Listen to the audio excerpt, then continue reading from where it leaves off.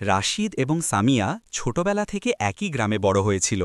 তারা প্রথম পরিচয় পেয়েছিল স্কুলের ছাদে, যেখানে রাশিদ তার বন্ধুদের সঙ্গে খেলা করছিল আর সামিয়া বই পড়ছিল। সামিয়া কখনো হাসত না, কিন্তু রাশিদের সহজ স্বভাব তার মন ছুঁয়ে গিয়েছিল। বছর কেটে গেল, স্কুল শেষ হল, কলেজে যেতেও আলাদা শহরে চলে গেল তারা, কিন্তু দুজনেরই মনে একে অপরের জন্য একটা বিশেষ জায়গা থেকে যায়। কলেজ শেষে রাশিদ চাকরি পেল, আর সামিয়াও নিজের স্বপ্ন পূরণ করতে লাগল। একদিন রাশিদের বন্ধুর বিয়েতে সামিয়া এলো। চোখে চোখ পড়তেই দুজনেরই মনটা অদ্ভুতভাবে ঘিরে গেল। রাশিদ ধীরে ধীরে সামিয়ার সঙ্গে যোগাযোগ বাড়াল। ফোনে, মেসেজে, হঠাৎ দেখা সাক্ষাৎ, ধীরে ধীরে তারা ভালোবাসার বুনন শুরু করল। শেষে রাশিদ প্রস্তাব দিল, আর সামিয়া সম্মতি জানাল।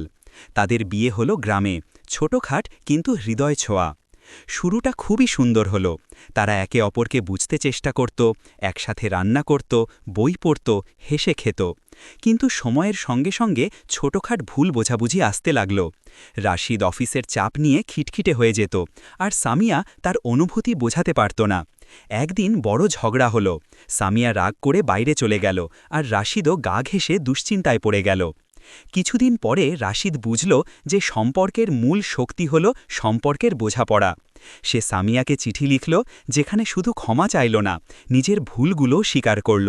চিঠিতে লিখল, সামিয়া, তুমি আমার জীবন, আর আমি চাই আমরা একসাথে সব কষ্ট ভাগাভাগি করি, হাসি ভাগাভাগি করি।